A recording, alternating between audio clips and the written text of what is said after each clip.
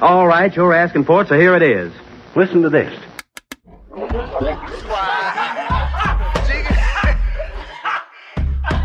want you fucking laughing at. We partners pod, kid. You understand? We in here drinking, singing, swinging, all that shit, dog. We sweating, getting wet, all that. All right, welcome to the 196th episode. Damn, that's tough. Of the Drinking Partners podcast. Yes, this is our 1996 episode because that is the year that MJ came back to begin his three-peat after coming off retirement. And I think that's kind of what we did here. You know what I mean? He came back a little bit during that 94-95 season. You know what I mean? That's kind of what we did in January when we came back, knocked the dust off. You know what I mean? Now we coming full tilt boogie to reclaim our throne. You know what I mean? We coming back for what's ours. You know what I'm saying? Championship. Shout out to Meek Mill. I am half of your host in tandem, Ed Bailey. I'm joined as always with my co-host, Dave Bracey. Say what up to the people. What's good with you people? We are the Drinking Partners, and if you're looking for us, you can find us on epicastnetwork.com/Drinking Partners. You can find us on iTunes, Stitcher, Libsyn, Google Play, and Spotify under Drinking Partners. You can find us on IG, Twitter, and Facebook at PartnersPod. 196 episodes, man. We've been asking y'all, and we will continue to ask you, man. Please hop on iTunes, hop on Facebook, rate and review. That's how we know we're doing well. That's how we let others know that we're doing well, and that's how we continue to do well, man. So please hop on iTunes, rate and review. Hey, you love us. You see us in public. You tell us you love us. Now, at the click of a button, please tell the internet. Please tell the world. And as always, and I don't know why I have to keep saying this. This should be pre-recorded at some point. Yeah, like maybe. This. I don't know why I keep wasting our time every Sunday saying this.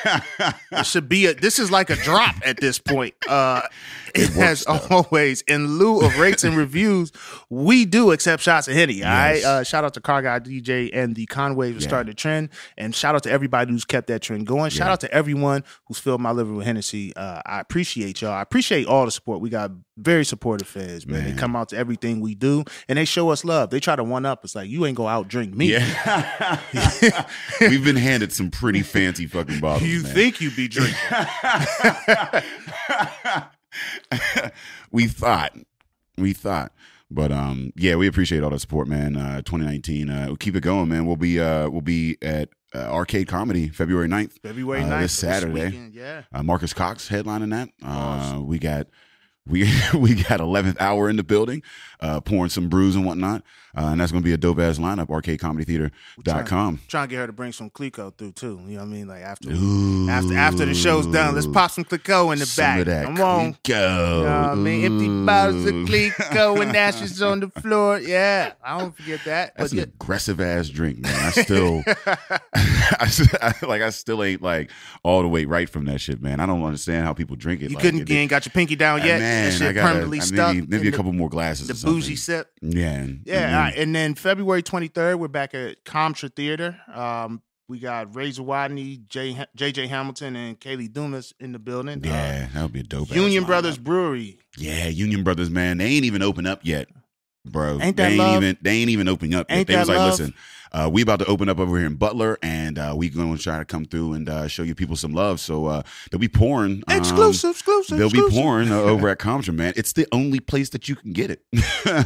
Yeah, well. If you want some Union Brothers, you can only get it at Contra Theater February 23rd, man, with headliner Razor Watney. That's ContraTheater.ticketleap.com, man. Come Go through. to ContraTheater.ticketleap.com and get your golden ticket. Yeah. The Union Brothers Brewery. And I just want to, I want to remind everybody that this is also BYOB. Just in case. BYOB, just in case you was wondering. Yeah. Free samples. And free samples. BYOB and free samples. So, if you want to share a bottle, come through. You know what I mean? We bringing some brews. You bringing some booze. We going to trade some booze. You know what I mean? Get you, invite your friends. You know what I mean? And we'll bring our friends and we can be friends. You know what I mean? So, All right. Is that all right with you? Yeah.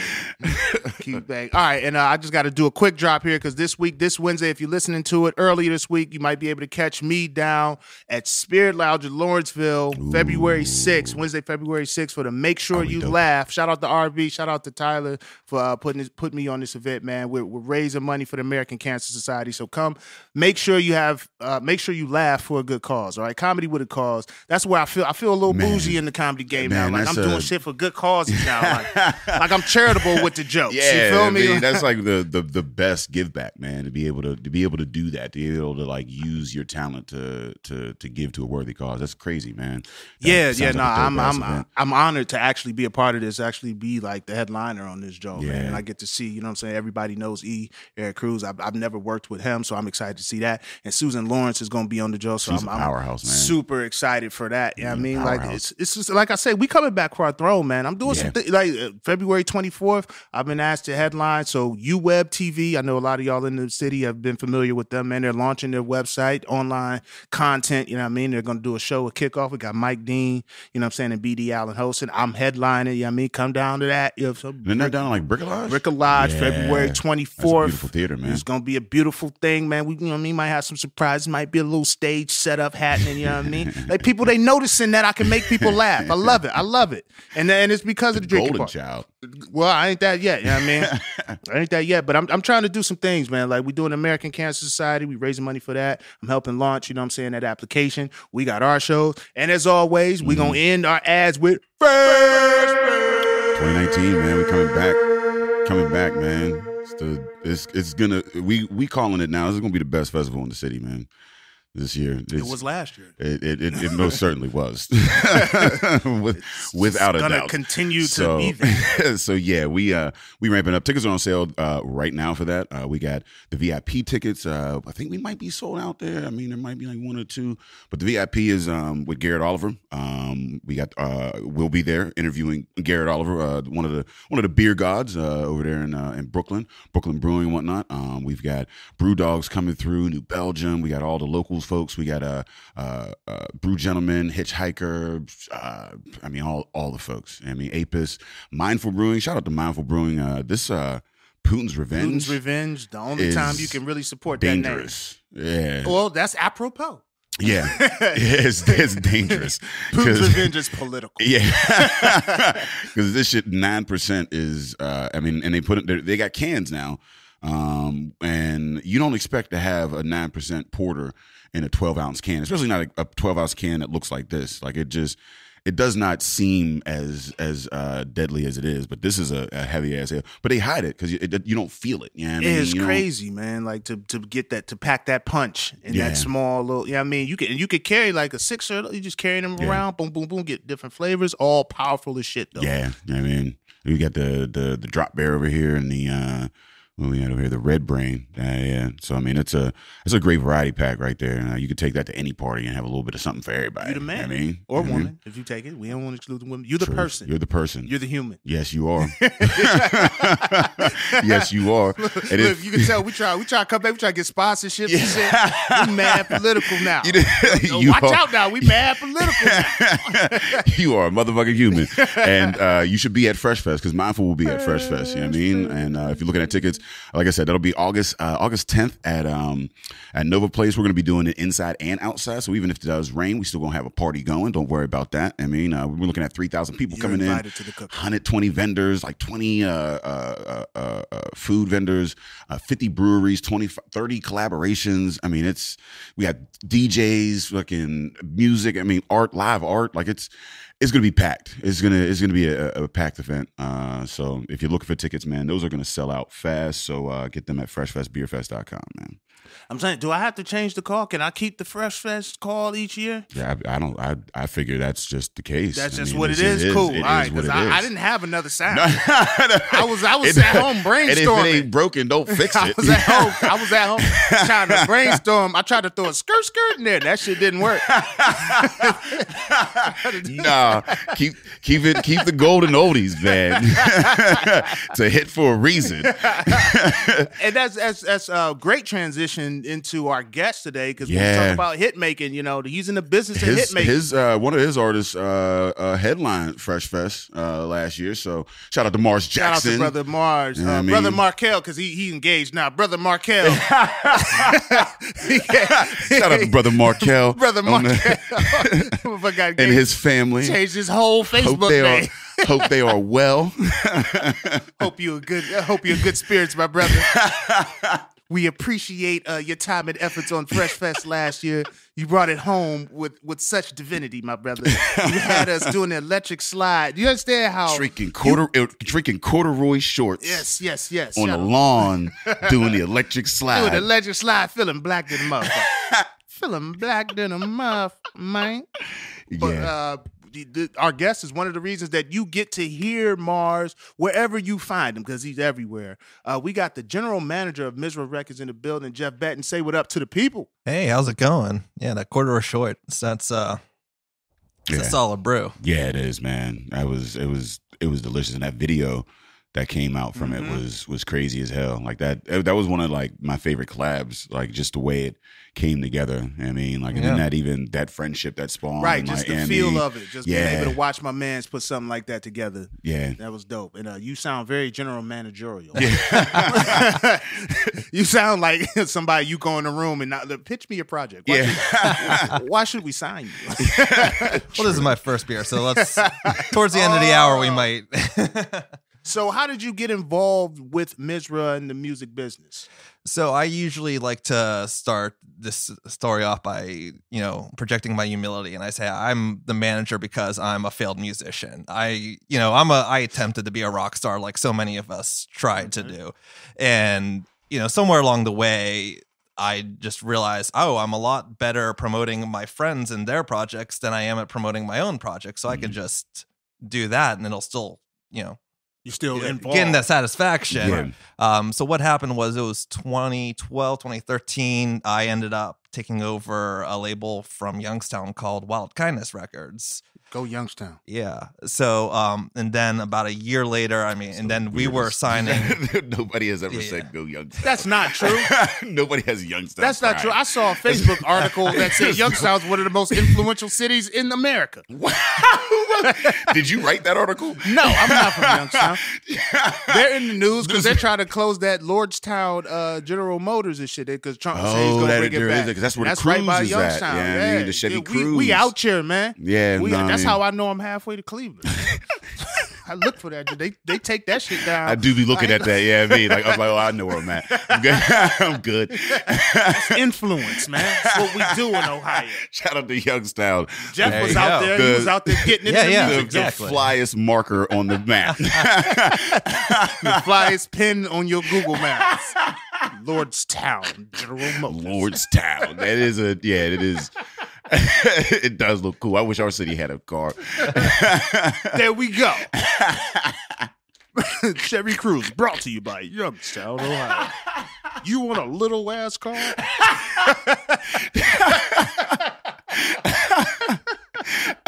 You want a lawnmower you can sit on? With 100 miles of gas range? You want to figure out what you have to do with your kids when they turn 5? No leg room. No speed. No handle. Just has a name that's spelled wrong. Sorry about the tangent. That's what we're here shout for, out to all our listeners. Shout out to you for having internet. Because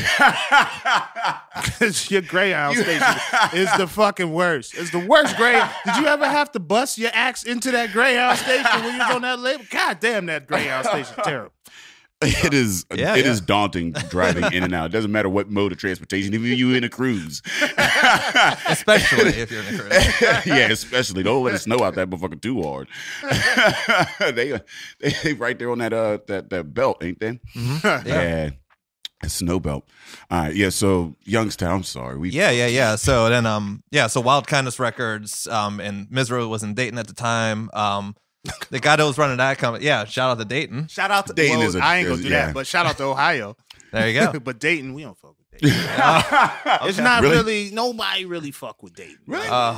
No. When the last time somebody was like, big date? I don't even know, man. From the Daytone. I'm thinking of, isn't there a Florida Dayton?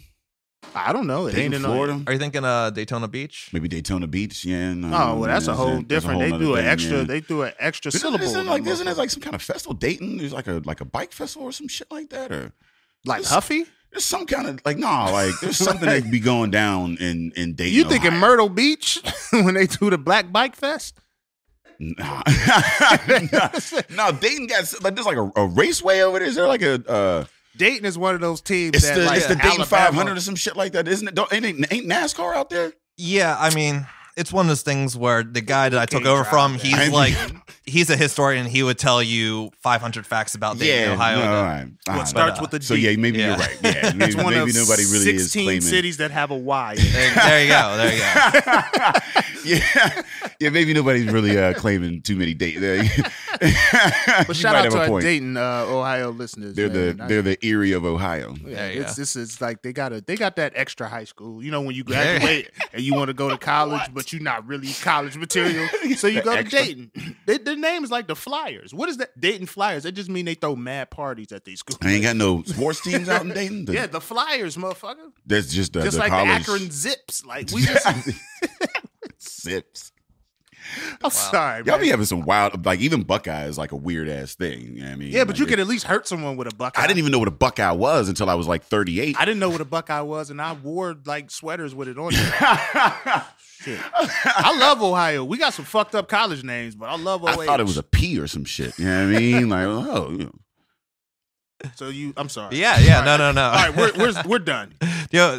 Much love for Ohio. Yeah, I mean, but there was some Misra Wild kind of associations already. They'd done some co-releases together, and then that guy from Dayton took a job with Ohio State University with the Buckeyes. Go Buckeyes. And then he recommended me to take his job. So yeah, we moved it to Pittsburgh, my hometown. Everyone thought I was gonna leave. They were kind of bummed. They're like, oh, Pittsburgh's gonna lose another, someone else, leaving Pittsburgh to find success. But Another story. I mean, Yeah. for a long time, we were exporting youth. Like Exactly, for yeah. 40 years. Yeah. That's why the Steelers travel well. That's why everywhere yeah. you go, there's a Steelers bar because we've been hemorrhaging talent for 40 years, and they've been going out and Yeah. getting successful. And when we come to town, then so. yeah, everyone thought it was going to be the same story. Someone else, you leave Pittsburgh to, move up in the world. But we're trying to build it here. So Yeah. in the last 5 years, that's pretty much what we've been doing. That's it's like around the same time me and Ed got into comedy or 2012, whatever around yeah. around like 2012.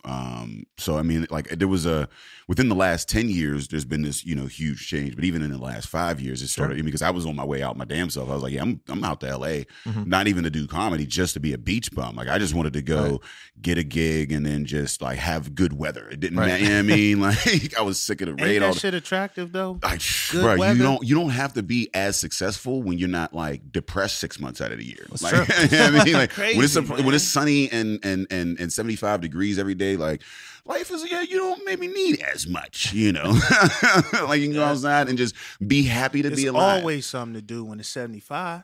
Yeah, exactly. yeah. Taking a walk is a fun activity. I don't need internet. I don't need cable. I don't even need Wi-Fi for real. If I got a good There you data go. plan, If I can go out and talk to other people in real life, like yeah. Like let me see what you know. What happened on Twitter today? truth. You know what I mean? But around that same time, like, the comedy started popping and like seeing all the things just in the city that were going, the art started, Sure. you know what I mean? And Yeah. like all these folks, it seemed like everybody kind of was in that same thing. Like everybody chose to be like, look, I'm going to try to fuck and stick around here for a little Sure. bit. You know what I mean? Like everybody that I knew had kind of like a double Dutch in and out. Like, I don't know if I'm, you know what I mean? And then ended up staying and for the most part has been paying off because the city has changed monumentally, and I think it's because of retaining the talent. I mean, like what was attractive to you about the city at the time?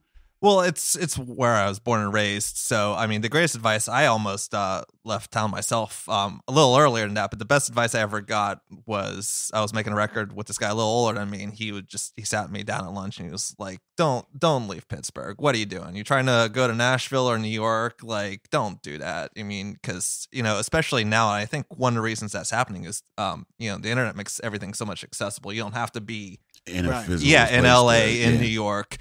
You can do a lot of your networking online. And it's just like, it's so much cheaper to live in Pittsburgh. It Ain't is. that That the is truth? attractive as When fuck. you're struggling, Ain't that the motherfucking truth? that dollar goes a lot further That shit. in Pittsburgh than it does in Brooklyn. Well, Yes, it it does. allows you to build a life. Like Yeah. I think so much of the struggling or starving artist shit is because you have to go to these places where if you're not successful career wise, you don't really fit in. Like you can't go to LA and just be a dude trying to be on and live like you know, you're gonna live like a struggling. Now you'll find a bunch of struggling artists to kind of struggle with. Yeah. Like, we gonna all eat ramen, There's but a we collective eating of ramen. struggle. But then how can me as a man, like, because I was looking at moving to New York, New Jersey, or whatever. Sure. And, you know, one of the considerations was, hey, it's gonna be more expensive to do that. And I had a family structure there, you know, wifey, her family's out there that could help support. But still, me as a man, I don't know that I can just sacrifice my input on the well-being of my family so that I can just pursue some shit. Like I need to be able to teeter with both to a certain extent. Like I can't just be broke as fuck out here, but I'm out here chasing the dream and NY. You know what I mean? It works for some people. You know what I mean? Like you go out there, if you in a certain situation, hell yeah, do that shit. Move to New York, move to LA. You ain't got no kids. You ain't got a woman. You can go out there, eat oodles of noodles and fucking be at the bars all night. But I need to I need a check. Yeah, I need I mean, like I'm saying, like, True, like because kids Pittsburgh allows it, don't eat exposure. Right.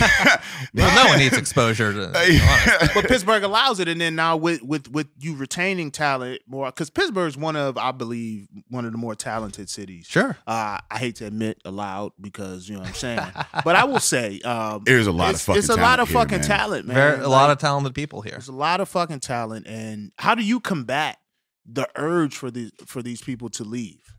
Well, especially, you know, as musicians, you're always going to be touring and visiting different cities anyways. So I always make the pitch to people, why not just continue to use this as your home base? If you're born here, you've got your support system here, like you were talking about, that's, you know, can't be discounted. So why not just, you know, and we're so close to so many things. Like you can get to New York in a day. You can get to Chicago in a day. You can, you know, there's a lot that you can reach within driving distance from Pittsburgh. And so Good point. you know, Yeah. as a musician or even as a comedian, you should be doing a lot of road work if that's your DC, goal. Cleveland, Yeah, Chicago, exactly. Yeah, you can New get out there York, pretty- There's so much. And I Boston. was telling somebody, you know, just the other day, it's like, you know what, at least we're on the East Coast, because I don't envy, you know, El Paso, Texas, where the nearest town's 5 hours away. Man, gas So much- down so there. much is just space. yeah. Gas must be a completely different way of life down there because Exactly. you're burning quite a bit. And that's the thing. I mean, like, it is wild because, I mean, well, yeah, I mean, because, you know, you can do that in, like, LA. You can be up and down, like, that coast that California, but out there in the middle of no fucking where, it's just like cows. Yeah, you don't get a lot of indie bands coming out of, you know, Albuquerque or Santa Fe. You know what I mean? That's because the name of that city whack as fuck. What's an Albuquerque? I sound thought Albuquerque was a Bugs Bunny, like. Oh yeah, he like, made the left turn in Albuquerque. Yeah, he made a left turn at Albuquerque. I didn't think it was a real fucking place. I just thought it was a cartoon, like, you know what I mean, like the Acme company and shit. You know what I mean, like Acme isn't real from my understanding, unless somebody has news for me there too. But yeah, Albuquerque, that was some wild shit. Yeah, but it's hard being a touring band out in the West where there's not a whole lot around you. I mean, you know, Phoenix, Arizona, you get outside that metropolis area and then it's all It's some desert. And shit. so you ever fly over Phoenix? You look down like, damn, It's this just is brown as shit. Yeah, it's just nothing. Y'all just don't have it's a little dot. grass. Y'all just don't have grass. Huh? All right. Yeah, from Pittsburgh, yeah, you can. Yeah, we were just saying, you can go to Cleveland, you can go to DC, you can go to Philly, Baltimore, whatever. I mean, we've got so many options here, and then you can continue to live, you know, in a city that, you know, maybe you lived here for a lot of years, if not your whole life, and you know, you can continue to do your thing. You can continue to develop your craft. I mean, another thing is not only is it cheap, but you know, it's a little off the radar still, so you kind of have the power to fail, Right. or you can kind of, you know, have the power to find your voice. Like a thing I use all the time is the band Devo is from Akron. You know, speaking of Ohio. Ohio, we all over this motherfucking thing, man. What's their name? Devo? Yeah, Devo. Shout out to Devo and the Zips. That would have also made a great band name if they hadn't stopped at Devo and the Zips. Yeah, Devo and the you Zips, you yes. shout out University of Akron and the drug dealers that help fund the band. I know what's up. Zips. But no, they had this great quote where they said, like, listen, we're, you know, like if we had, you know, gone to New York, you know, before we were ready, we would have been eaten alive because Yeah. your 15 minutes would have been up, and they wouldn't have found the things that made them interesting to everyone. Do not jump the gun on some shit. Yeah. You know what I mean? Like shout out to Aaron Cliver, man. He told me, he was like, listen, man, do not take a gig that you're not ready for, because you will never get that fucking opportunity again. You'll be another 5-10 years before somebody comes back and offers you that same thing. You know what I mean? So yeah, I mean, that is tough. I mean, like, also what's tough is getting paid for your fucking work. How do you advocate for artists in that regard? Like, because like I said, I mean, you can't eat exposure. Black and then trains a lot of never folks, I mean, like, and a lot of a lot of folks, like when you first start off, like, pay, free work and this and the other, like, but at some point you got to kind of cut that off. And it's hard because sometimes you'll have a very attractive deal, like right there. You know what I mean? Like you have a big name coming in, or whatever, and they're like, hey, just like, and for a young artist, it's like, so like, how as a manager do you kind of like, advocate in that regard for the artist? Well, it's always getting better. As a city, we're getting better because we're always telling each other, hey, like you said, we can't eat exposure. We, have to be advocating for these things. So it's improving as a city, but as people evolve as artists, they get their start and then they kind of work their way up. Everyone's going to be different and each situation's going to be different. I was just advising a local band, they might not be able to play a couple festivals this summer locally just because a lot of them either don't pay or pay very little. And they're at the point where, unfortunately, it's a head versus heart situation where they want to play their hometown more and they want to represent their hometown a lot more. But unfortunately, their financial interest as a band is that they've got to go, play paying gigs. Yeah. Right. So at a certain point, you kind of have to leave the nest. Because if you're giving away for free, if people know that they can get it for free, then they're just going to be like, well, I mean, then you just, What changed this time? Yeah. You're still you. Yeah. And there's nothing wrong with the festival. I mean, everyone knows, what the deal is, and, the people that play that are okay with that. But, if you're a band that needs, like we were just talking about, getting to that point where you need to, what you're worth and you need to get that in order to show up. Yeah. You kind of have to start making those hard decisions. Yeah, I mean, even on our level, it's very, very rare that I'm just gonna do a free show. Yeah. If you my mans, you would at least need to explain to me why this is free. Like, why you jump in my inbox with no money involved. Yeah. I'm not that dude. But like I've been getting, I've been getting little clutch purses for a minute. I wouldn't call them bags yet, but I got a couple of clutches. You know what I'm saying? Like, it's hit me with a little something. Like, it's respectful for where we at, in our careers or whatever, the work that we put in and whatnot, and like, again, like, things like charity and things, for a good cause or something like that, whatever. I love to do that, but outside of that, man, if somebody's profiting off of this, why am I working? Right? Yeah, I'm beyond just I'm doing this for you. Yeah. Like, no. Nah. So what do you think, or how do you see? What is the responsibility of the label? Like, what is you all's function as Misra Records to the artist? Because I would say, and I would feel this is a fair characterization. You're not a major level label, like you're not Def Jam. Or something like that. So now, what is different from your I guess, and I lose my words all the time. What you're trying to do with the artist, or your responsibility to that artist now, as opposed to, if they're trying to sign to a major label, what that label's supposed to do for them. Sure, yeah. And I guess the short and simple answer is that we're trying to be that stepping stone to jam for those guys. Mm-hmm.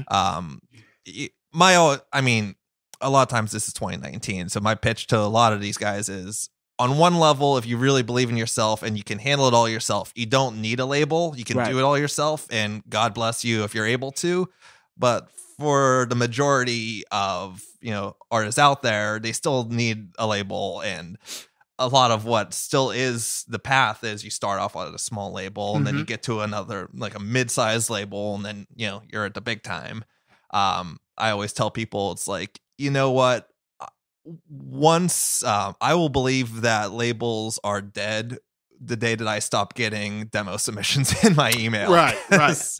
There's not any shortage of those. Well, I mean, so and I would imagine you could attest to this more than myself, but an artist, in most instances, an artist is that an artist. Yeah. So I'm good at, if I'm on your label, if I'm a singer, if I'm a rapper, I'm good at that. Sure. Now, everything that goes into making people hear me sing or rap or whatever I do, I might not be as good at. Like, I would say for myself, even with comedy, like, look, if you put me on a stage, I'll be fine. But Sure. if you want me to get people to go to that stage, that's not my necessarily strong point outside of saying, look, I'm good as fuck. Like, you should come see me. Like, there are people who have these. So I would say I'm guessing you have connections, you have we've things that you all leverage in order to get the artists out into. Exactly what you said. It's all about the tools in your toolkit. Mm-hmm.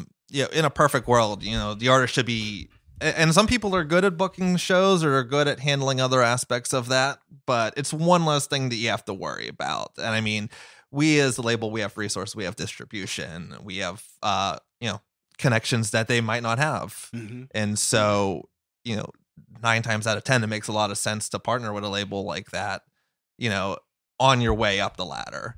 And how much input do these artists now, with you being a smaller label, how much input do these artists have with the sort of the structure of how they go about doing business? Because we can do things online, artists they can put their shit on Spotify, they can do this, get it out to the masses or whatever, but you still need to get in these rooms, you know what I'm saying? You need to get in front of these people, these influencers, etc. So like, how often do they collaborate with you as far as the rollout plan and things like that? Or how much is it, all right, this is what we're going to do based on how we view your music and artistry? Yeah, these relationships are collaborations because you don't want to do something that the artist is not comfortable with, right? To be their inauthentic selves.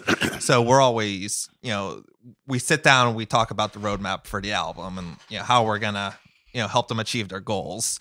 And we just, I just realized I'm doing the thing that we were talking about. Oh, yeah, we were talking about. Okay, so Dave, you weren't here. So before the cast, we were trying to figure out how became the sound that you make when you can't find your word. Like, how is it Where did I just caught myself doing that. And I just threw myself off. We also learned that Buzzy can edit that out. So a lot of the podcasts you hear from Epicast when the motherfucker ain't saying and all, that nigga was saying that shit. That is fucking Epicast. That's Buzzy in here working like a goddamn madman. Yeah, Buzzy in here with his coffee, weed, and music and gas. Buzzy lives his life as if he's on acid. That's if you ever walk down here and Buzzy's got mad sounds going. Sounds and screens and colors and like all kind of like, he's like the fucking the Phantom of the Opera dude that's just like in the, like just on a forever acid trip. I think of the Brady Bunch movie when they had that trip and shit. He was at the mushrooms and all that shit, singing Sunshine Day. That's Buzzy's life, and I envy that. True. Yeah, because there's Buzzy, nothing man. that Pitt could have taught me to say, hey, you could live like this and make money. I'm like, fuck, they should I didn't know that was an option in life. All you gotta do is learn how things work. Like, we talked about this. I don't know if we recorded that, but Buzzy, he handles a lot of fucking plugs, and just to be able to know what plugs into what, if you looked at all these plugs that Buzzy has to deal with, like, I don't know. Salute, my man. I don't know. Motherfuckers be like, give me some tips about podcasting. I'm like, get a Buzzy. Learn the difference between USB, AC, all that. Learn that first. Get Buzzy. That's what. Don't talk to me. Like, I ain't gonna help you with you, but I don't know shit about shit. I come in and get drunk. Buzzy makes it sound good. Like, there you go. So in a larger context, Buzzy's like our record label. There you go. Absolutely. Epicast is your label. But where we collaborate is he deals with more sonically how it works. Sure. And then day and out, we'll choose the guests, et cetera, the direction. Mm-hmm. But with you guys, you collaborate with the artist, everything. So if I come to you as an artist and I have if I have a song or something, do you all say, hey, look, mate, that's good, but that ain't it? A lot of times, we trust our artists most of the time to just kind of go away and then come back when they've got the album finished, because I'm not in this to tell people what to do with their art. If I don't enjoy what they're making, or if it's not for me, then I'm just not going to work with it. Period. I'm not going to, I'm not going to try to shove a square peg into a round hole. Okay. If you're working with Misra, you're working with us because I love what you do, and I'm not going to stop until I've made you as successful as I can possibly make you. Nice.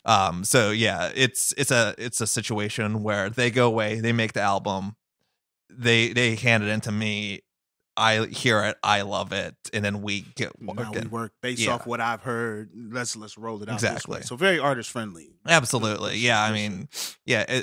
At this point, there's no reason for us to try to change an artist and who they ought to be, because artist comes first as far as we're concerned. So you're running for city council. Well, we talked about that. No. Yeah. I told it to us, like, was. listen, we don't even got to introduce it. Dave's gonna bring it up. He gonna bring it up. Because we were talking just that was when we met, is when I was thinking about it, and then the Post Gazette kind of heard about it, and then it kind of turned into, it went from a hypothetical into, when they report it, I guess it's actually happening.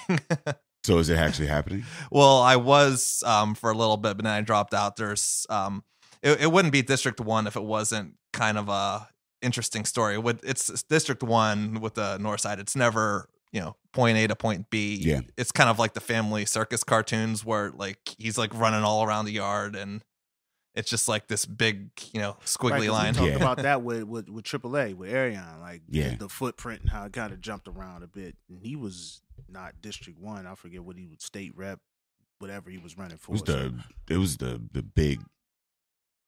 But he had Northside and shit like that. Yeah. So yeah, that shit's kind of, and then even being there, because I lived on the North Side for a minute, like it's an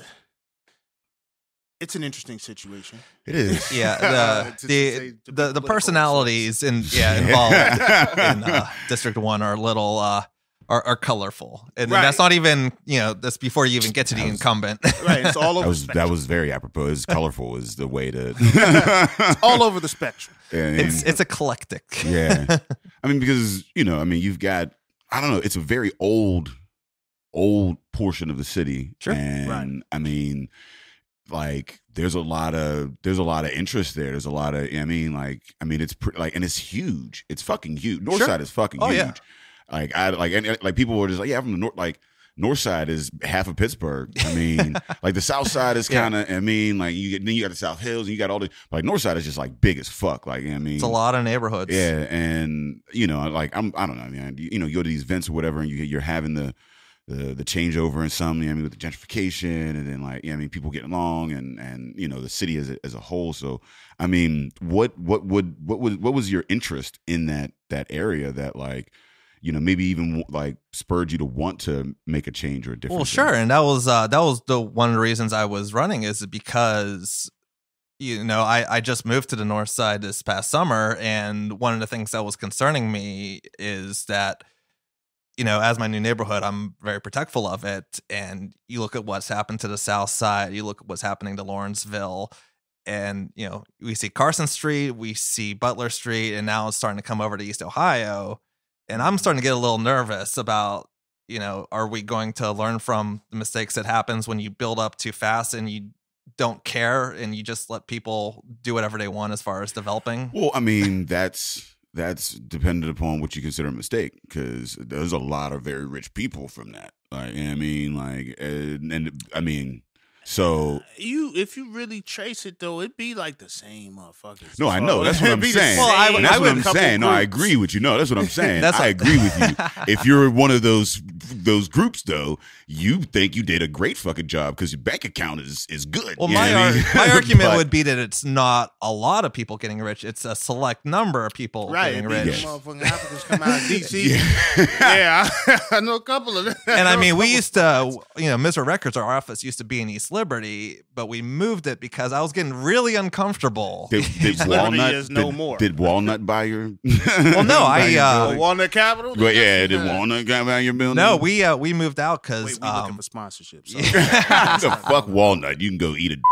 Well, well, they were kind of using you know, the fact that we were a Damn it.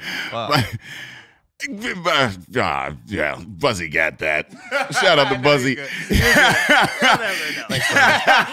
never know.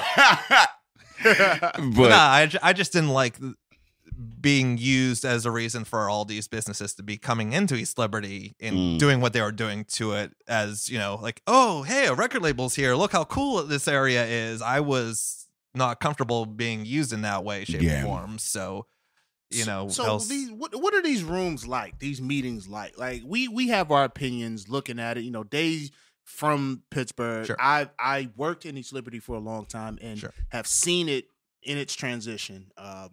And so, but I'm on the outside looking in. I'm not a part of these meetings. I'm not hearing this exact rhetoric used to propose entry into this neighborhood. Yeah, that's I mean, like, so it's all opinion on our side. How many moments are there in these meetings where you look at it like, my nigga, like, hey yo, my man? Like, I feel like a lot of shit could be stopped if there was a hey yo, my man dude in the room. You know what I mean? Like, you know what I'm talking about, dude. Like, just a dude that's like, hey yo, my man, like no more. Like this, like that whole fire festival could have been stopped if a dude like, was listen, like, hey yo, my man, like this ain't it. like my man, this ain't the fuck it, bruh. Like, and I know a lot of our listeners are like, what is it, hey yo, my man guy? If you ever been in like a black neighborhood, you know, you get to a certain point where motherfuckers is done with your bullshit. Yeah, you've taken them to the point of exhaustion. You have now crossed the line. And typically, he's going to try to be, you know, he's going to try to approach it gingerly with a, hey, yo, my man. Yeah, and that's the to let precursor. You know, I'm serious as fuck right now. Like, I was this dude tripping. Like, you get a couple of them. Like, come on, fam. Like, you get a come on, fam. That's a warning shot. But a, hey, yo, my man? We are about to enter hostilities. I just pushed the button, fam. This is going down now. Hey, yo, my man. Like, like if I hear that in a party, I'm like, oh, we might want to. Yeah, hold on. If I hear that at all. Hey, my man. Like, mine was a more polite version of that. But, well, I'm sure in these meetings you ain't, hey, yo, my man. But you should bring a dude in there to say that. But like, how often is someone standing up and say, yo, this is bullshit? Like, we're reading through the rhetoric that you're using to politicize whatever this is. This is bullshit. I know what you're trying to do because everybody can see it, but there's always an argument in words that makes it right.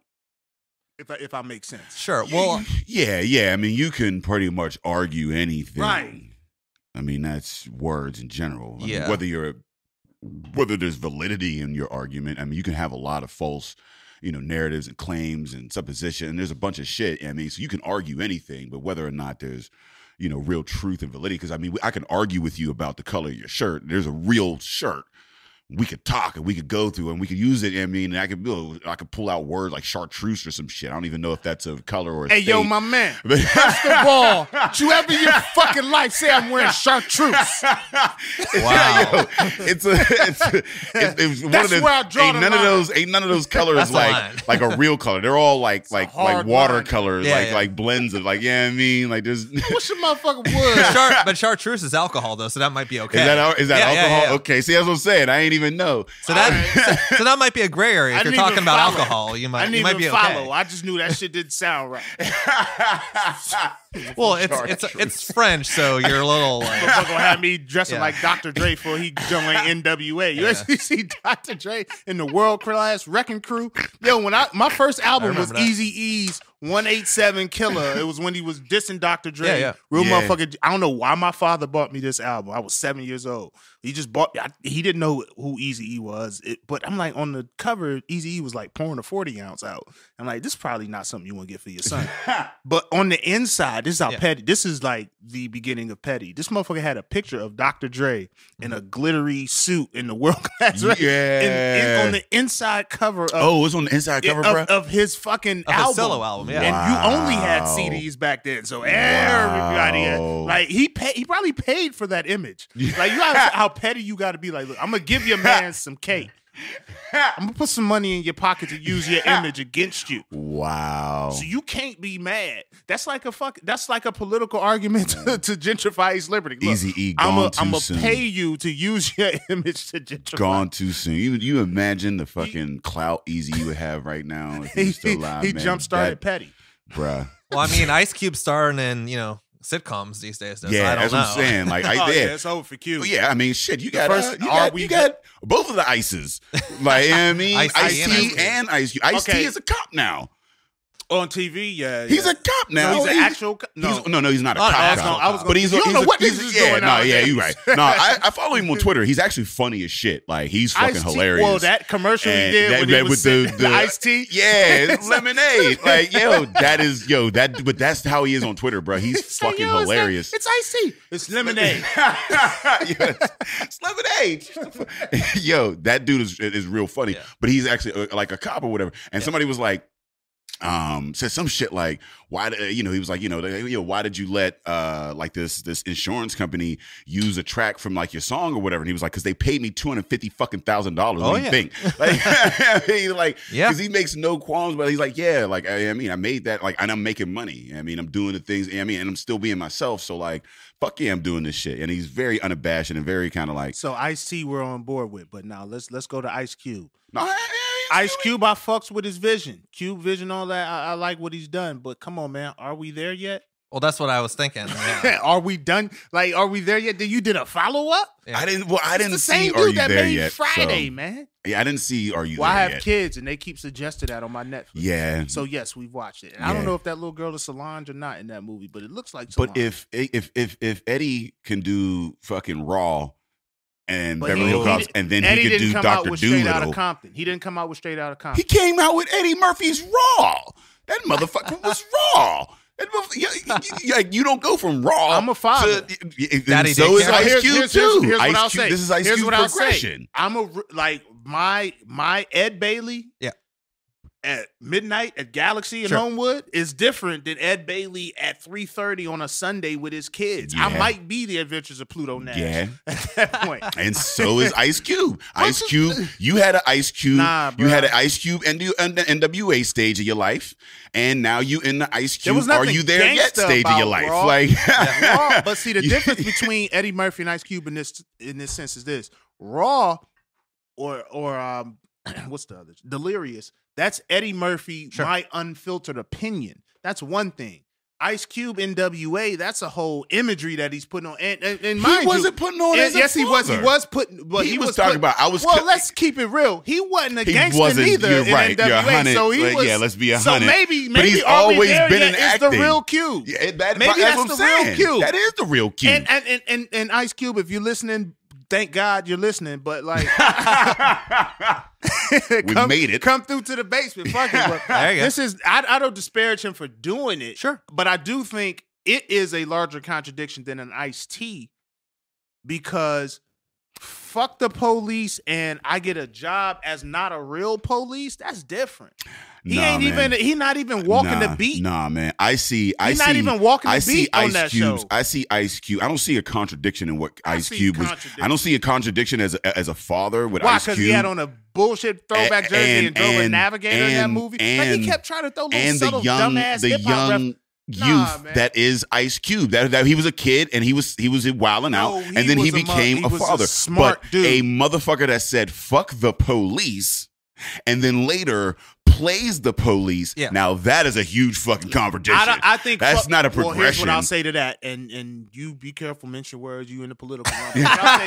What I'll say to this is this: fuck the police is not about the larger construct of all police. These are patrolmen that You're right. We're not saying fuck the detectives, fuck the niggas trying to solve I'm murder. saying fuck And that's all who of them.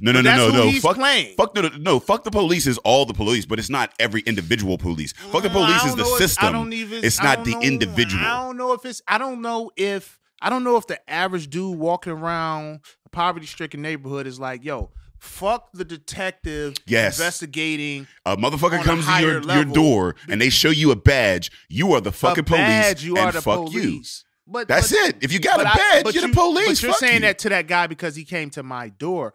I think the larger issue are the people that I interact with on a daily. I don't interact with the Ice-T in that show. You're right that they are the front level of the fucking, like, yeah, I mean, they are they're the not face. pinning shit on random niggas. They're not. The detectives they're not doing pop-outs. The DAs, the detectives. DA is different. The detectives are looking at this case, solving the crime, and then pinning it on a motherfucker. The street cop ain't doing that shit. The street cop ain't pinning motherfuckers. It's the DAs. But I think a lot of the fuck the police came from the street cop and interaction. There is the interaction of that, but they are supported. On some dumb they shit. are supported by the whole system. They can't do that fuck shit to you unless somebody is backing them up and going, "Oh, I saw you did that fuck shit. Let's sweep this under the rug." So when you say fuck the police, you got to say fuck all the police. Now listen, not every individual. There are some good fucking police officers out there. I will say that. Definitely no. My dad was a cop. My uncle was a cop. Like, I've got cop family. That's fine. Sure. Not every individual cop, but the system as a whole is fucked. Fuck that. I was just about to say what you're talking about. I mean, the song is really, like, it's criticizing the system, not individuals. Exactly. We're talking about, the system. We're talking about the mentality and the mindset that these officers are, trained in and are, they go to work every day. And that's, if that's, the feeling around the water cooler, then, that's. Yeah, see, I just don't, and we'll get off of this. I don't view necessarily these dudes that are in that NCIS and all that. I don't see them as officers. Mm-hmm. They are, in the literal sense, officers of the law in that case. But I'm not tied up in, like, most niggas in they, like, day-to-day stuff ain't tied up in some shit that these dudes is even touching. You know what I'm saying? Like, these motherfuckers these plainclothes dudes who are investigating shit on a higher level, a lot of these motherfuckers ain't dealing with them. Yeah. It's the dudes running around doing pop-outs and doing that crazy shit. No, you're right. Where they setting you up and they fucking with you on a daily. They are the most active. The system is fucked up in the sense that I need to get a conviction, so I will that it is fucked up on that level. I don't know if this is why you gotta watch the system. The system. But I do have to watch Serial. Oh, yeah, this is why you have to listen to Serial. I said watch, but yeah, you gotta listen to Serial because they go all through that. Yeah, Serial. How broken the entire system is. Because the fuck shit that the cops are doing is a direct result of all those other motherfuckers. I think that system will break you though, because I know a dude that I went to high school with, from the area in the hood, and he became an officer, and then he did some shit that, like.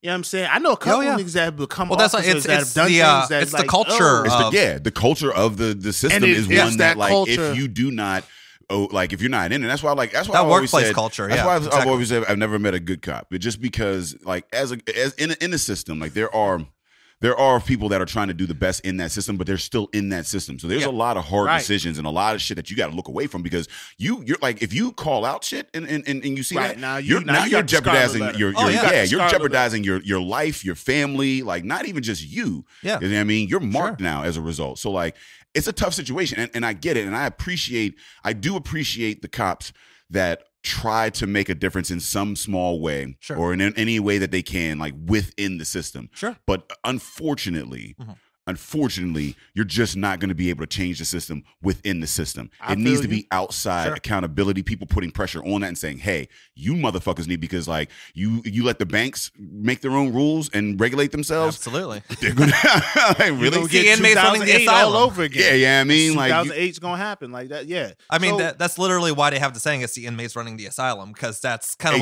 what you have. Which they don't let happen. Yeah, exactly. There's a reason they don't let inmates run the asylum. Exactly. We're talking literally, there's a reason that doesn't happen. So we shouldn't let, there needs to be a stronger citizens protection board.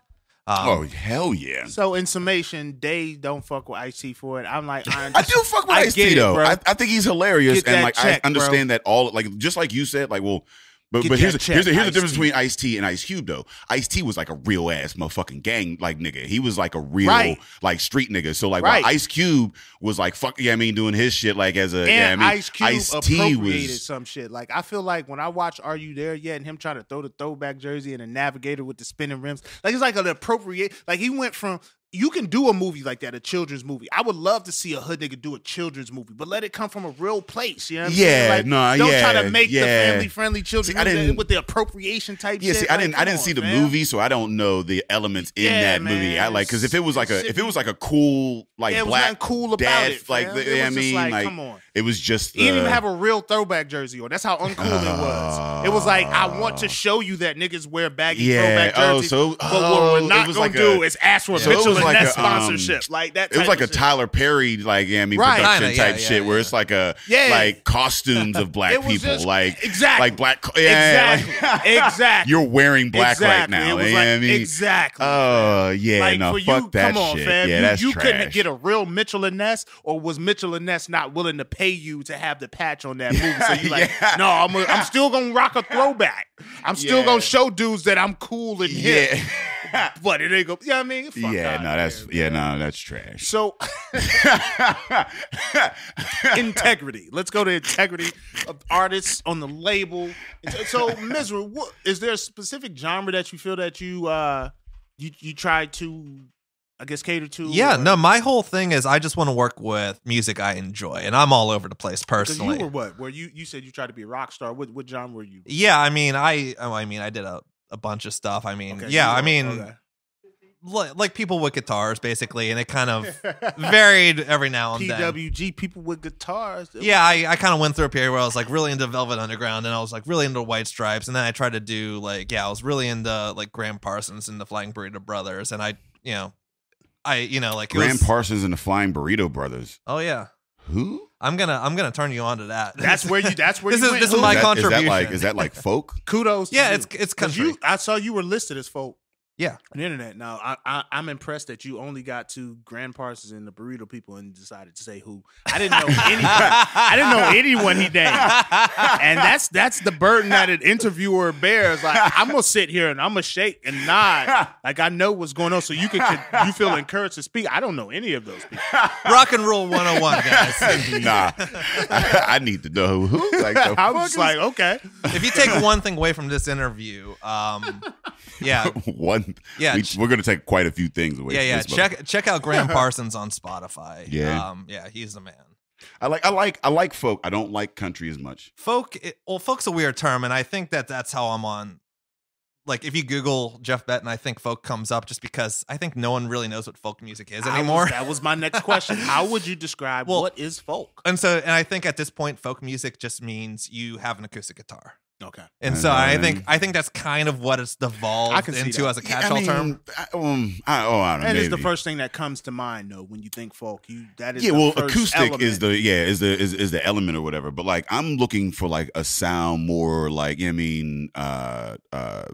I don't know. Like, I don't know the musical terms, but there's like a sound that, because you could have an acoustic guitar and play, riffs of, anything. And like, like you can make whatever sound like come from that thing, that instrument. But like the sound of like in the purest form, folk music means like Woody Guthrie, Bob Dylan, Joan Baez, stuff like that. Nowadays it means you just have an acoustic guitar and then you're kind of doing whatever.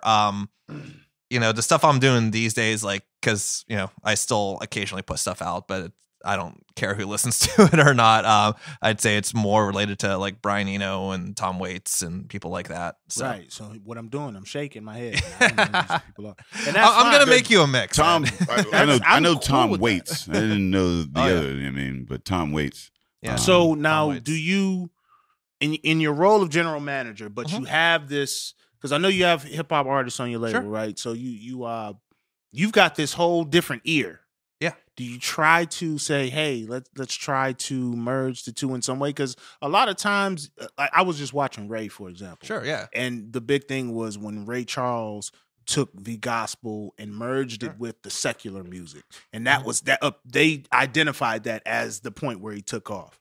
And so, do you see an opportunity to merge these different, because like a lot of people from my neighborhood don't know folk, you know what I mean? So you can merge some shit. I remember just on the Lil Wayne had a song on his Lights Out album. It was a country song, like ain't that nice, sweet. That was like one of my favorite shits. It was just like a country beat. So I was like, yo, putting this mixtape together. with like Pittsburgh artists and like blending genres, like the Linkin Park Jay-Z type shit. You know what I'm saying? That like, failed. That's a bad example. Why? Yes. Wait, Linkin and Jay-Z? That shit sucked. What? Yo, that fucking album Sucked. bang. Yo, that shit was dope as hell. Sucked. Whatever. That's fucking It was just a poor example. I'm not against the idea of doing such. That just was. You didn't like that album? Are you kidding me? Did you hear what I said? 99 Problems. The whole you didn't. When they tried to turn that to rock, that was okay, but the album itself, no, and that's okay. That's fine. 99 Problems had already had a rock element. He already. I fully understand. That made sense. Fully understand. Everything else didn't work. But listen to Lights Out. But see, I like Linkin Park. Do you like Linkin Park though? Hell no. So then if you don't like Linkin Park, then you didn't like it. That was your thing. How long we been doing this? 196. You know I don't listen to no fucking Linkin Park. Whatever, man. Anyway. But no, that makes sense. The cross genre type thing. Yeah. You know what I mean, like why don't people do more of that? Like in the city, people like be open to like having like Hub and like Hubs and Mars and them like hanging out like with like different like bands or whatever. You know what I mean, that we've had open for shows, shit like that, and just like a bunch like all these like shit at Fresh Fest. Pockets are here, we had but they're Nash, not like they don't Johnny talk to each Good, other. You know what I mean? All of these, we had like people be open to, like younger people be open to shit. Like they're more exposed. Like me being from East Cleveland, fucking in the 90s, early 2000s, like it was rap.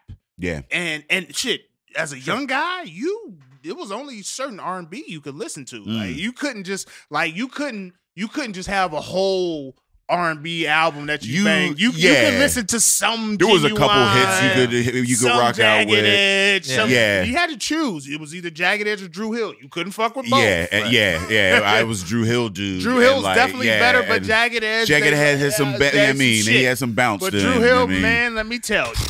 We got to pick a side. Drew Hill, let me tell you. Yeah, God damn that Drew Hill and why Cisco he was such a fucking weirdo looking dude. Yeah, he was a weird motherfucker, but that motherfucker the 90s were a weird time. Like everybody in Drew Hill could sing, and there was like motherfuckers that were like the back when dudes. They brought on that dude with the braids on the last album. They did no. See, once they broke up and then came back, they wasn't Drew Hill anymore. That was just the reunion. Like it's other guys. But we were 5 steps from eternity. We were 4 steps. That shit, boy. Yo, that shit. There was still do the Drew Hill. Yeah, that whole like everything. Like there Fresh was that Fest like in 2019. We gonna do the Drew Hill. Yeah. Mark my words. Episode 196. We gonna fuck around and we gonna have a fucking Drew Hill.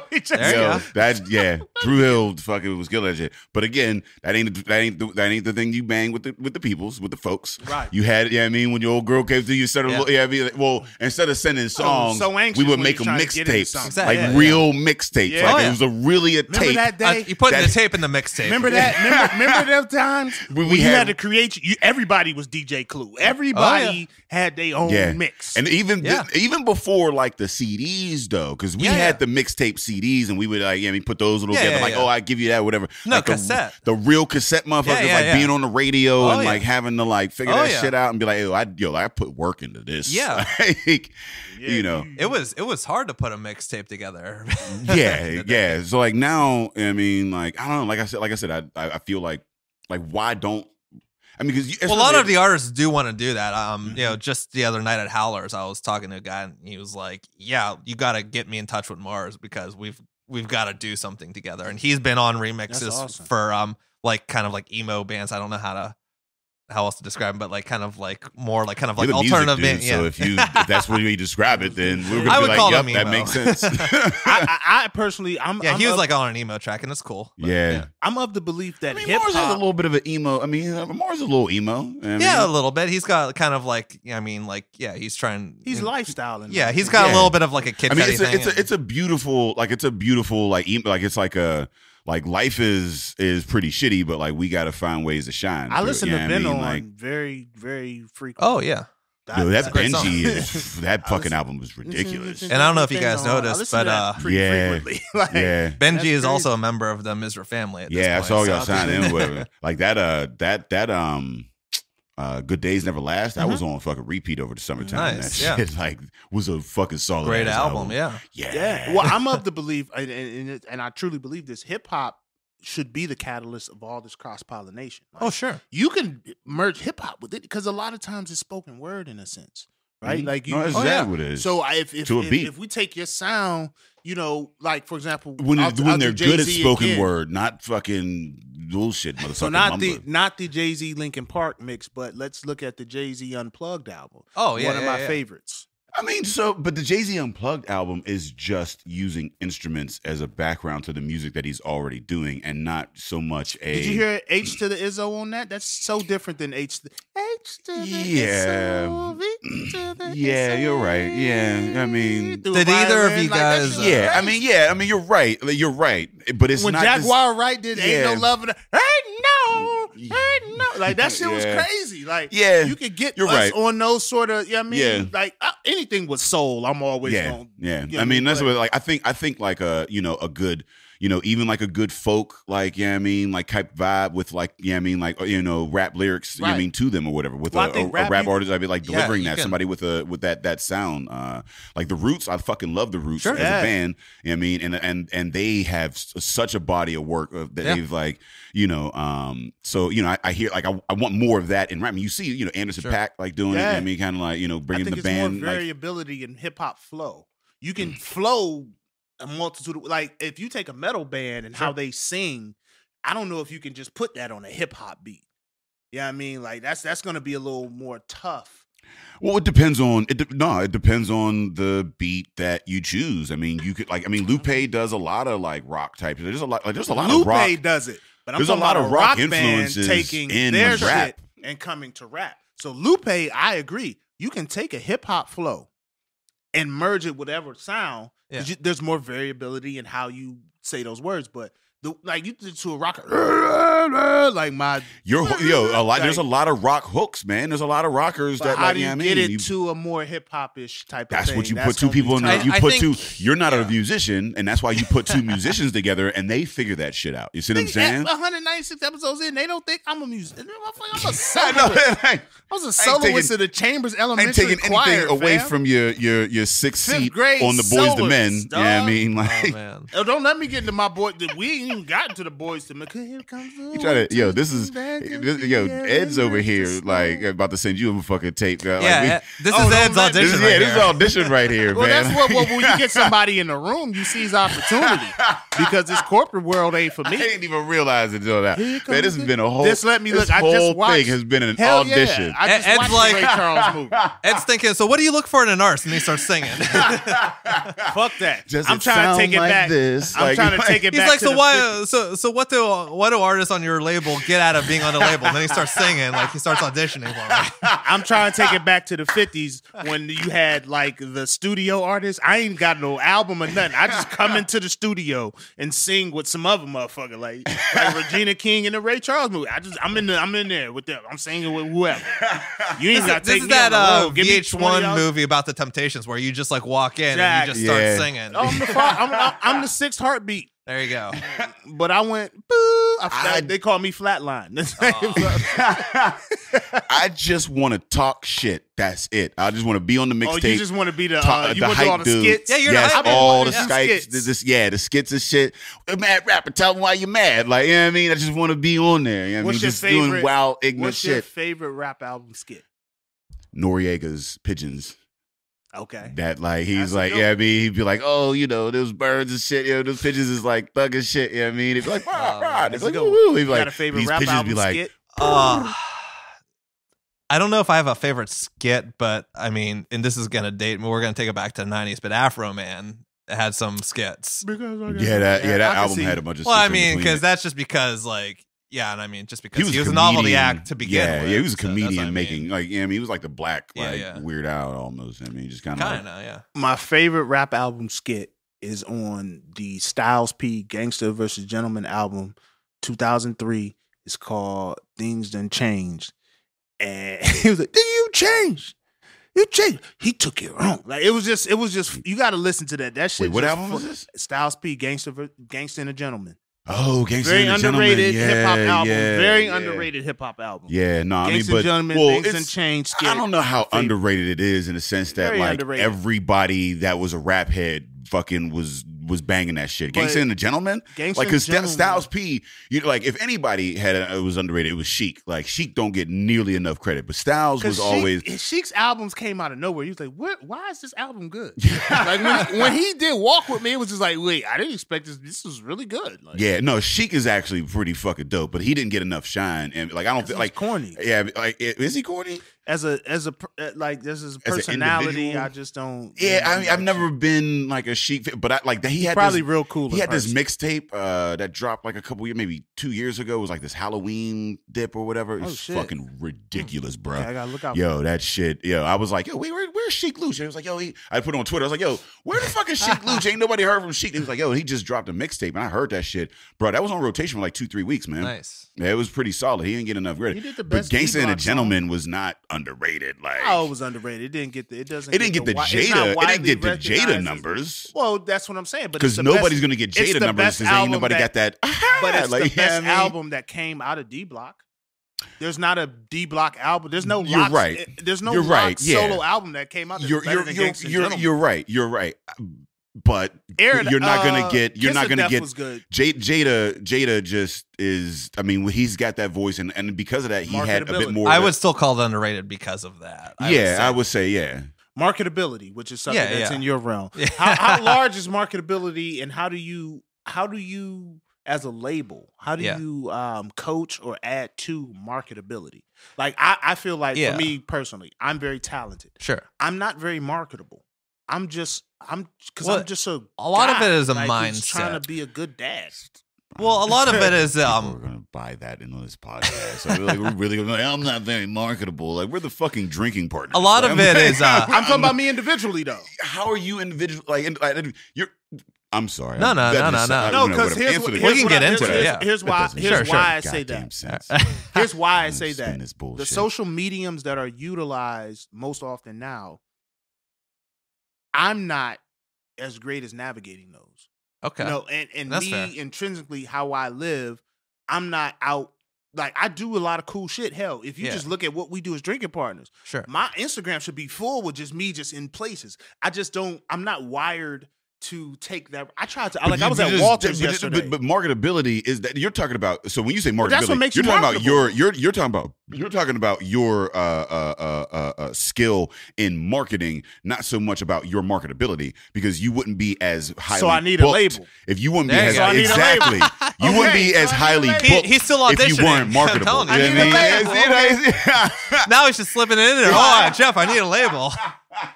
I'm just saying, open it up to comment. Shit, hell yeah. We just Step learned into about my talent office, buying. Ed. Yeah. Yeah, we just learned about talent buying. Yeah, yeah, we did just learn about Better talent than buying, buy yeah. me, Throw me- buy me.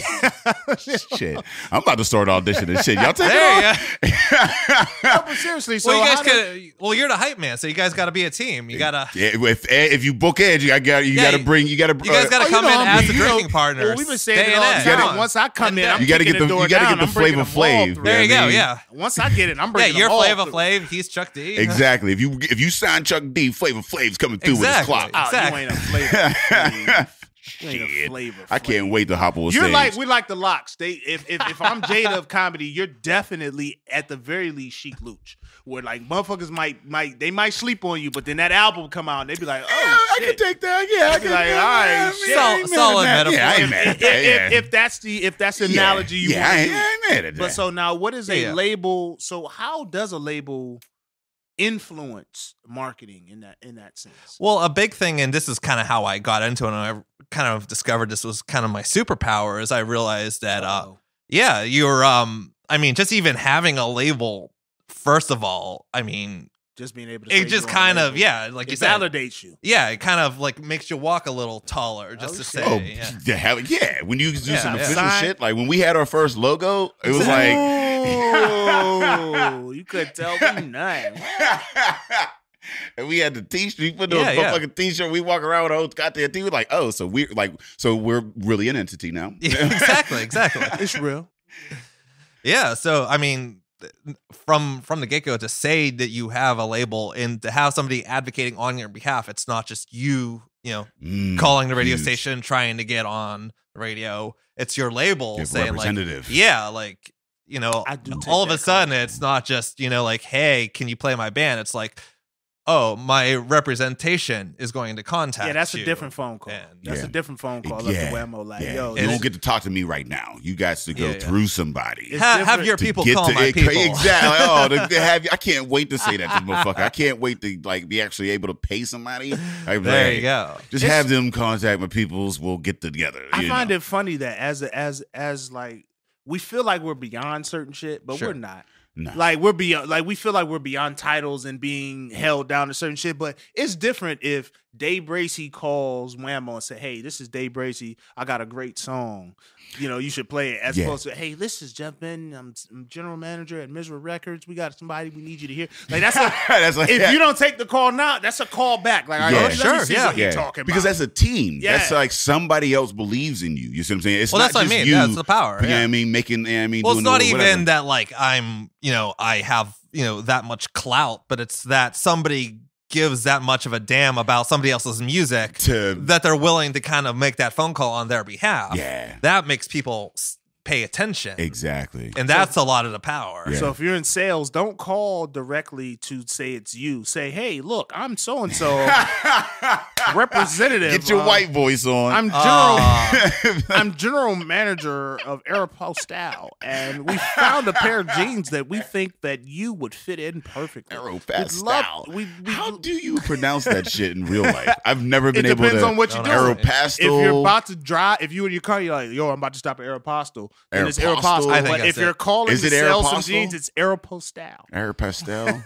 I thought it was just postal or some shit. I didn't even know the TV. I don't know. Like that is a weird ass fucking. I don't word even know why. I never owned anything Aeropostale. I don't know why that even came to. That I have had a couple of hoodies maybe or some like throwaway like kind of.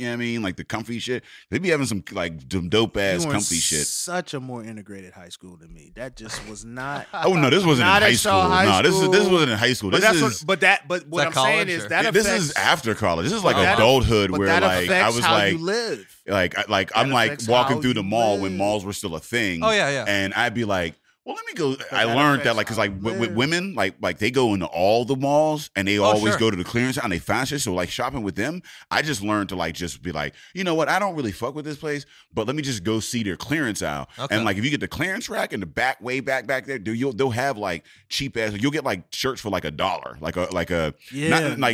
not bringing, bro. Not shirts that you wear like on the top, like undershirts, like a good thick cotton T-shirt for like $1. Can't nothing beat layers and that goes a long way too. Well, your undershirt. I mean, like a good quality undershirt and for $1, like that's huge. Back when I used to let my undershirt show because I didn't button the top button. Yeah, before it was important to have a nice collar. But then I got, you still got to invest in your comfort too. Well, you know what? I went to college and met a bunch of Philly guys, and they utilized every button. And then I tried, and I was like, "Oh, I like this." Yeah. I'm just saying, even though we can't see it, you still have to feel it. So. Exactly. No. I like the quality of the cotton is going to go exactly. Long way. Yeah, I mean, because I'm still wearing that thing. Everything is slim fit for me. Everything, but that's me as an adult. It's not even slim fit. We're talking about like the quality of the material. You see what I'm saying? Like the we're talking softness about of that. Like exactly. there's some shitty if you're t-shirts looking at undershirts, and there's good like if they have different fits, they're going to be quality. No, not fit. I'm talking about the material that sits on your skin. Exactly. You see what I'm saying? Like what I'm saying I wear very high quality for specific cut. Then you're dealing with a company that's going to. It goes without saying. Okay. Oh, so you're saying the material, for specific slim and the cut, material, the cut and the material. I like if you ain't out, if you don't know, get Izod undershirts. Ooh, Izod, yeah, very good undershirts. Yeah, they are.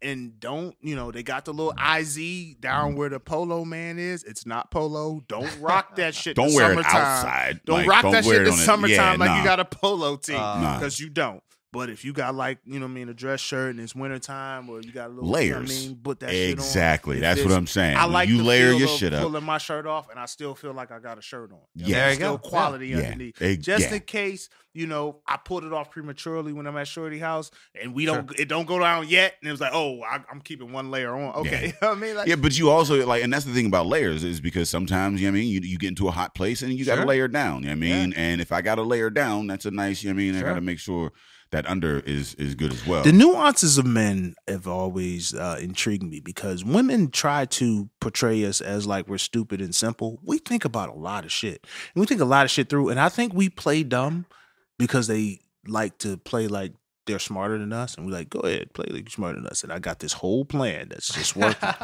Yeah, no, I think it's a cat and mouse game This on whole both sides. plan is working because you think I'm stupid. Because there's a lot of through men every that think element women are of this stupid night. and they do the same shit. You I know don't what I think mean? women Like, are stupid. I've I accepted know that they're definitely smarter. That's than because me. you're smart. You know what I'm saying? Yeah, But they're there's a lot definitely of smart stupid because people. They deal with a lot of shit that I don't deal with. Yeah, they wake up with different shit. They So like, wake but up you're with smart enough to know that there's a lot of stupid motherfuckers out there that be like, yeah. And women take advantage of that shit because they are sucks. cunning ass individuals and they're That patient. sucks. Like they're patient. That's what like They are very patient. I just learned how to be patient and be like, oh, I'm not gonna actually be mad in this situation. I'm gonna have to like swallow some shit and maybe get by or whatever because there's a larger picture here. You know what I mean? Like, and don't think I forgot. Mature. Don't think I forgot.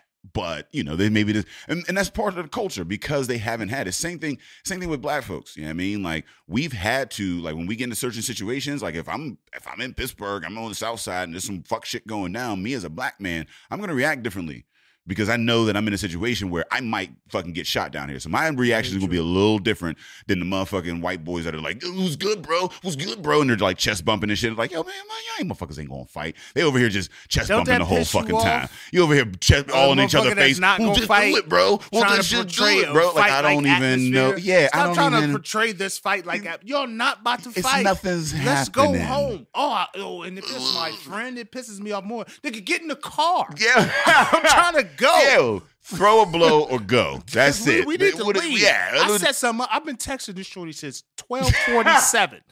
It is now 2:13. Do you understand how hard it is to keep her awake? Like you got to send that reminder every 17 minutes. Like you good? What you watching? I don't give a fuck what you watching. It's 1:37. I'm still in the club. Yeah. I'm coming over afterwards. But now Reggie's out here trying to fight. So I won't be there till 2:28. Man. Yeah, so nah. Sorry. I mean, you gotta move a little different. You know what I mean? Like I'm saying, I think they because of that, because our society has been so shitty towards them, they have to move a little different. But as a result, the same way that like they've been trying to kill black people for fucking millennia, and and all they do is make stronger niggas. It's the same thing with women. They've been trying to kill women and subjugate them for years, and they've just made stronger women as a result. Oh yeah, I mean, you took guys over just had Pittsburgh Sarah politics. and Summer. And, Yeah. Oh shit, them motherfuckers came through. What is it? Is it like 5 Pittsburgh and surrounding jurisdictions that have like female mayors, black female mayors? It's like 5 or so. Braddock Braddock just one. got a black No, mayor, Braddock just black got female one, mayor. and then from that, there was a Wilkinsburg. tweet that stemmed that We got Summer it was Lee like is a 5 or rep. 6 of them. Like, Yeah. Sarah taking Summer, over. Lindsey Williams. Yeah, Oh, women man. taking over politics. Oh, man, yeah. out in the and you know what? Fuck it, let them have it because they're more thoughtful in my opinion. Except Yes. Darlene Harris. Man, way listen. more thoughtful. Yes. Like, yeah. Talking motherfuckers be about it, like, oh, well, as soon as it did, it would be World War III or whatever. Nah, man, that has not been in my experience with women. Women don't even tell you they mad. You know what I mean? You don't know they mad You don't until know it's what the too fuck going until on. it's too late and you be fucked You up. already You in be the like, what? thick of it. Why? Like, yeah, No, I mean, let's not even so look at a mad situation. Just if you've ever lived with a woman, the shit that she brings up that you try to fake like you thought about, like you try to act like you had thought of it like before. No, yeah, because I was going, no. She thought about that. She thought it all the way through. Of course, she's already planned for you to fuck up. You're happy that she had already planned for you to fuck up because you did fuck up. Yeah. Like, fuck it, ladies, take it. I don't care. Get it. Get that shit. Run we ain't good at that shit. We ain't good at it at all. Yeah, we got to, please, ladies, run that shit. Run that shit. Anything that has detail and follow up, take that shit. Run. Y'all great at that. Hell yeah. Y'all fucking meticulous as hell. Man, I am not trying to take any of that work. Man. And they do it well, and it's so beautiful. That's what, like I said, I mean, shout out to the wifeys. You know what I mean, we both got wifeys and whatnot, and like you said, I mean, as a result, and not even just the wifeys, all the women, you know what I mean, in our lives, you know what I mean, and beyond and whatnot. I mean, people just out there doing. Oh shit. yeah, we gotta shout out the ones who haven't found their soulmate. So say you got that same strength. All the folks. Let me tell you something. This is a true story. Then we can end. But this is a true story, yo. My daughter got this shit at a young age. She got it. And I know she's gonna be a problem for any dude that she's with. She's gonna be a thorough ass Joan. Because here's the thing, my daughter, I'm talking to my daughter the other day, and I'm like, we coming off of Christmas, and I said some shit, and I'm like, it was something with a toy. She's scared of her Hatchimal. She's scared of her Hatchimal because it's a creepy looking toy. Like it actually hatches. Okay. And it comes out and it's this weird bird looking thing. The eyes light up and it shakes.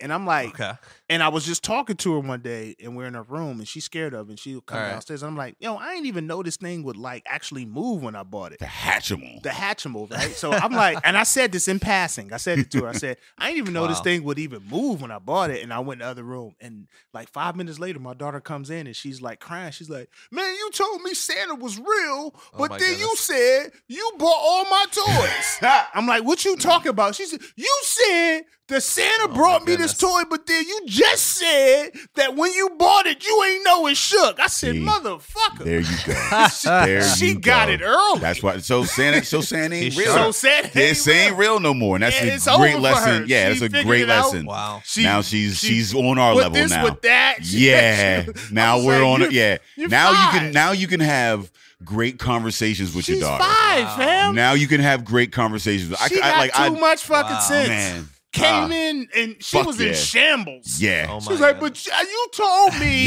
Santa brought me all these toys, but then you just said that when you bought this. Got you slipping.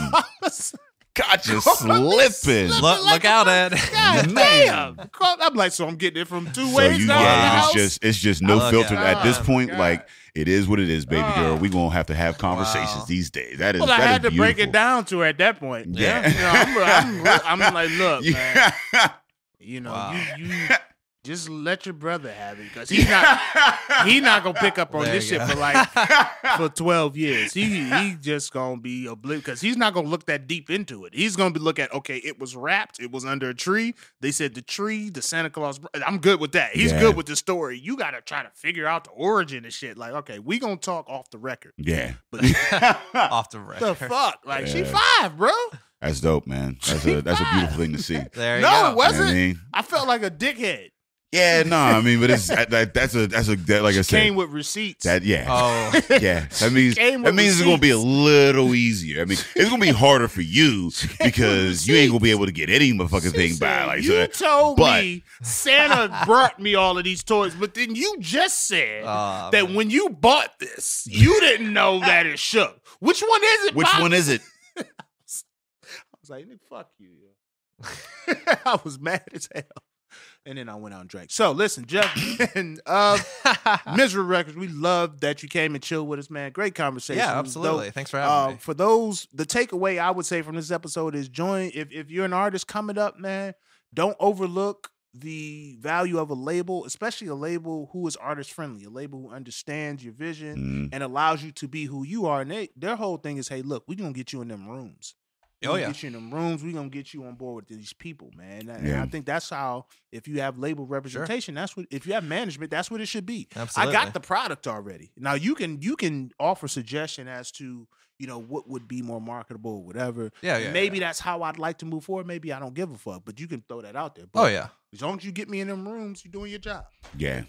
I mean, we're a resource. We're an option. We're a road you can go down if you so choose. We don't have a problem if people if they want to stay independent. But at the end of the day, if you're looking for more access, if you're looking for bigger audiences, then labels definitely probably the way to go. Build your label, build your brand up, build yourself as an artist, and then when you get to a point, then you bring somebody in and say, hey, let's have a partnership. Not just like I need you to make me the thing. Make me big. Help me. I have this thing going. Yeah. How can we collaborate? It's a collaborative effort. A signing should be a collaborative effort. You should not be owned by the label. You should not be somebody that is, a product or whatever. You should have a conversation. You should have, and it should be a partnership. People the people we work with, they come up to me and they say, thank you so much for everything you've done for us. And I say, you don't understand. I've done 50% of what you think I've done. It's a situation where I push, you pull. Yeah. We're trying to get the couch up the stairs here. Yeah. You know what I mean? I love that. Trying to get the couch We trying to get up the couch stairs. up the stairs, bro. That's what it's all about. Hey, and just as an aside before we get your information, listen, rappers, write your lyrics down. Stop. Everybody can't be big. Everybody can't just go in the booth like, I don't write my lyrics. Write your fucking lyrics down. Let the people know where they can find you, Jeff. Just Twitter at Jeff Betten. I could use some more followers, so let's do it that way. Where can they, if they need to get in contact with Misra, if they want to submit a demo, because people still got demos. Oh, yeah. Oh, so you're asking me away. Well, no, what I'm gonna do is If you take anything from this podcast, Ed's still fishing. It's that I got Ed, 196 episodes of my voice. You know what I'm coming through. I'm gonna get an You want me email to be from Ed in 2 Luther? days. You want me to be? I mean, whoever you need me to be, I can do it. Shit, I could even do Jennifer. I can do Jennifer Hudson. I don't like.